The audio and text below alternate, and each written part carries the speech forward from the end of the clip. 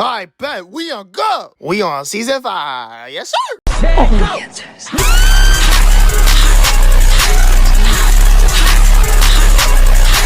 Okay, so basically, this Demogorgon in the Upside Down is following our guy Vecna's orders. He just took out an entire military truck, killing a bunch of soldiers in the process. How can the Demogorgons easily rack up bodies and not just kill a bunch of teenagers? I don't know, but that's not for me to answer. Turns out that when the Demogorgon got sprung into action, our guy Will was able to see everything. It ended up taking over his body. Bro was low-key having a mini seizure. I feel so bad for Will. This kid genuinely be going through it, bro. His suffering is not talked about enough. But Joyce Clutch is eventually saving Will from his trance no metro. Will, low-key feeling spazzed out, tells Joyce he saw everything through the Demogorgon's eyes. He saw the last location that the Demogorgon was headed in, the Wheeler's house.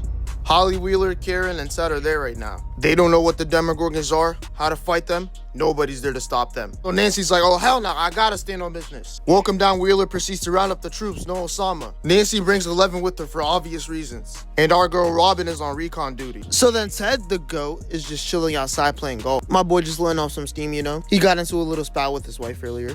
Which, oh my goodness. Nah, Ted, you really are the GOAT, bro. Holly's also in her room just chilling, kind of crying over like the little spout that they just had, which, bro, if y'all seen this baby-ass argument, oh my goodness, bro. No way she was crying over something as minuscule as this, bro. Come on, like, let's see up a little bit. Then all of a sudden, all of Holly's lights start flickering. Cracks is breaking through the ceiling.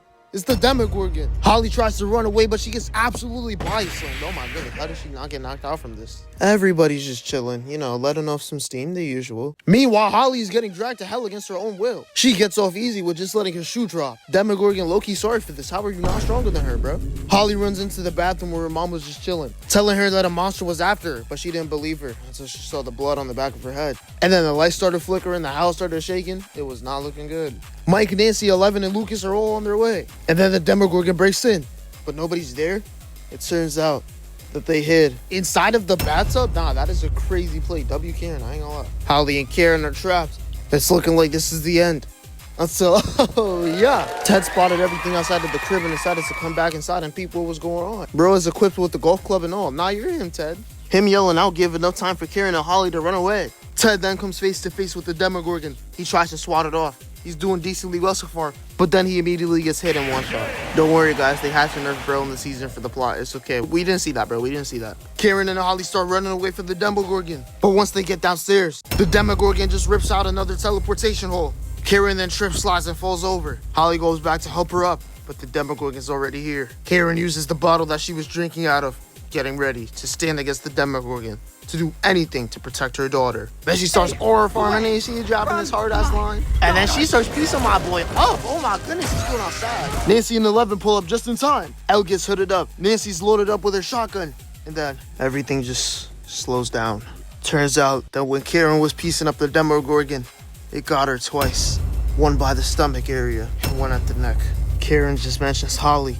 And then they look up and they see a portal to the Upside Down. Nancy tells 11 to go. 11 wastes no time. Except for she kind of does. She's just walking in there. I don't know why. Like, what if the portal just closed on you two? And like, what are we doing? 11 walks through and the portal closes out while Nancy's begging her mom to hold on, clinging to life.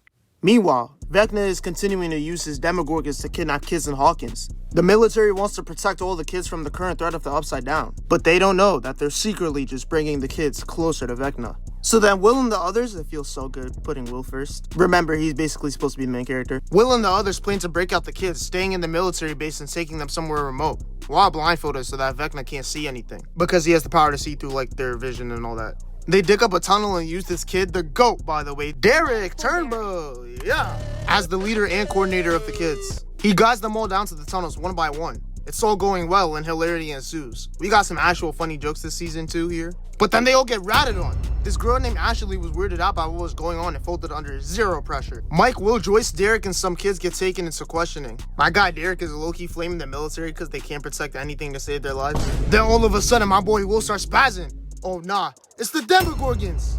All the kids and teachers go to hide. The Demogorgons are taking every gunshot and start frying the military.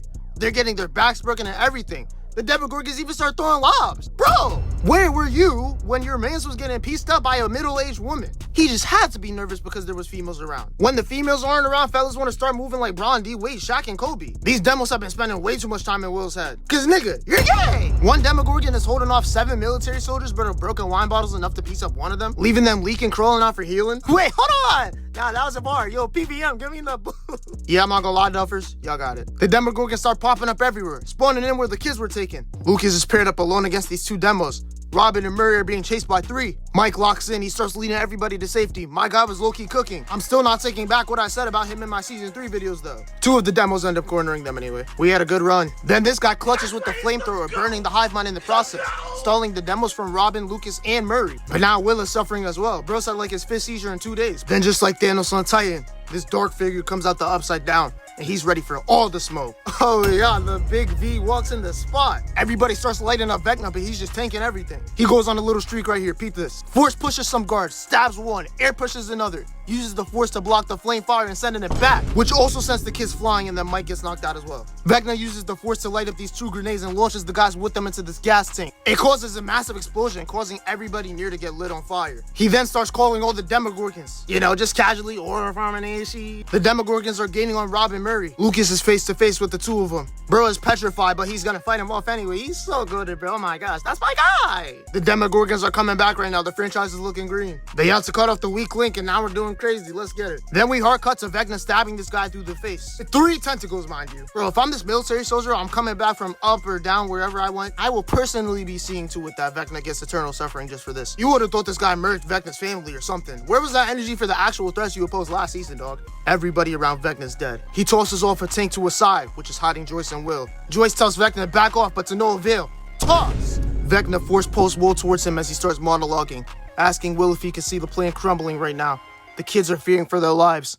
Lucas tries to fight one off and immediately gets bodied, taking some decent damage. Mike wakes up, seeing the kids get dragged. No! What are you doing? I've been broke so many times, I don't know what to believe. Free delightful Derek until it's backwards on game. Vecna then starts monologuing about how the children are weak and it makes them easy vessels to do the things that he wants to do. Pause. Will being the first vessel proved this for real. Vecna starts channeling his inner low-tier god. Zero purpose.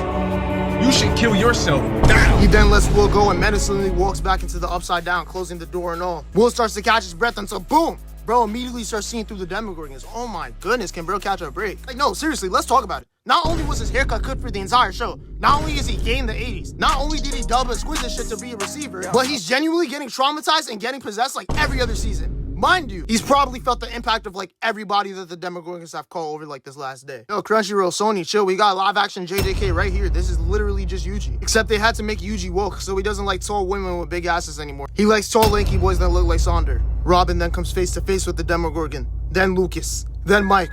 Oh no, how are they gonna get out of this one? There's no way. They're unarmed. Will, I ain't gonna lie, bro. Always remember that you're loved. And it's okay if you like to take penis from the back. Just don't do it to me. You just gotta keep it P, even if Mike isn't jacking or clapping you. New York City, New York City. But it's cool, Mud. Keep pushing. Don't stop for nobody. Now, it's time. Lock in!